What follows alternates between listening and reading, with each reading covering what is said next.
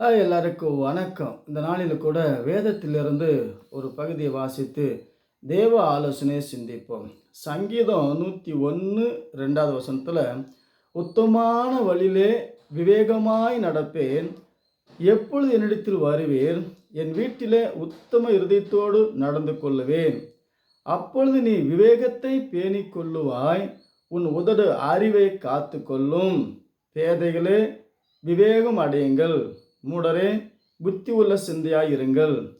வேத பிரமாணத்தை கை கொள்ளுகிறவன் வேகமுள்ள புத்திரன். நீதிமொழி 28:7 வேத பிரமாணத்தை கை கொள்ளுகிறவன் விவேகமுள்ள புத்திரன். அப்போ வேகமாக நடந்தால் வேகாதிருப்போம். எது விவேகம் அப்படின்னா வேத பிரமாணத்தை கை கொள்ளுகிறன். விவேகம் இல்லாவிட்டால் விவேகம் இல்லைன்னா நரகத்தில் வேகம். நரகம் என்பது ஒரு உலகம், பூலோகம் என்பது ஒரு உலகம், பரலோகம் என்பது ஒரு உலகம். இந்த பூமியிலிருந்து தினந்தோறும் ஒரு பூமியை பார்க்குறோம், நிலா, சந்திரன், அது ஒரு உலகம். அங்கே ஏன் இந்த மாதிரி வாழ தகுதி இல்லாத அந்த கிரகம் அப்படி இருக்குது. அதே போல் வெள்ளி கிரகம் சூடாக இருக்குது, அக்னியாக இருக்குது, 400 டிகிரி போனால் என்ன ஆகும்? வேகம். இங்கே வேதத்தின்படி வாழாவிட்டால் அங்கே வேகம், அங்கே சாகும். ஆகவே இந்த உலகத்தில் வாழுகிற எல்லா மக்களுக்கும் விவேகம் உண்டு, விஞ்ஞானம் உண்டு, அறிவு உண்டு, புத்தி உண்டு. வாழ்ந்து என்ன பண்ண போகிறோம்? வேறு உலகத்துக்கு போகிறதுக்கு என்ன வேணும்? வேதம் வேண்டும். வேதத்தை புரிஞ்சு கொள்கிற விவேகம் வேண்டும். இன்றைக்கி விவேகம் இல்லாத வீட்டில் வெடி சண்டைன்னுவாங்க.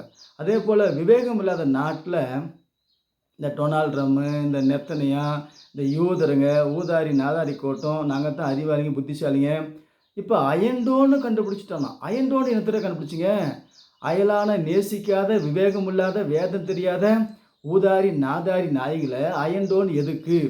அயலான நேசிக்க தெரியாத சத்துருக்கள், சாத்தானுங்கள் எல்லாத்தையும் நேசிக்கணும். வேதம் சொல்லுகிறபடி விவேகமாய் நடக்கணும். இந்த பூமியில் விவேகமாக எதுக்கு நடக்கணும்னா வேகாது இருக்க, நரகத்தில் நோகாத, பரலோகத்தில் நோகாமல் இருக்க, நரகத்துக்கு போகாமல் இருக்க விவேகமாய் வாழணும். ஆகவே வேத பிரமாணத்தை கை கொள்ளுகிறவன் விவேகம் உள்ள புத்திரன். ஆகவே புத்தி இருக்குது, பணங்குது, ஜனங்குது, நிலங்குது, எல்லாம் இருக்குது.